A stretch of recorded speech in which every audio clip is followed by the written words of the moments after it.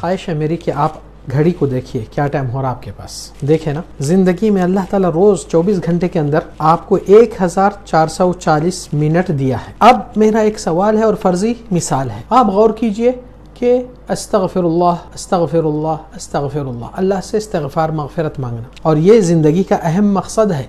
अगर ये माफ़ी हो गई तो आप कामयाब रहेंगे हमेशा के लिए। ये दुनिया आखिरत की कामयाबी है, सिर्फ दुनिया की नहीं। तो सोचिए ये कितने सेकंड में हुई बात, ये 1 पाव मिनट के अंदर हो गया है मामला। अब फिर घड़ी देखिए आप क्या टाइम हो रहा, 1 मिनट के अंदर बात हमारी ख़त्म हो रही है।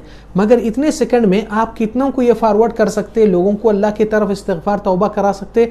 और ये चीज़ इतनी आसान है कि वो भी दूसरों को फॉरवर्ड करेंगे तो कितना अजर आपके पीछे आपके खाते में आएगा, अंदाज़ा नहीं लगा सकते। मगर कम लोग अल्लाह के साथ ये कारोबार में इन्वेस्ट करते हैं अपना वक्त, अपनी सोच, अपनी चाहत और तलब। वसल्लल्लाहु अलैहि वसल्लम।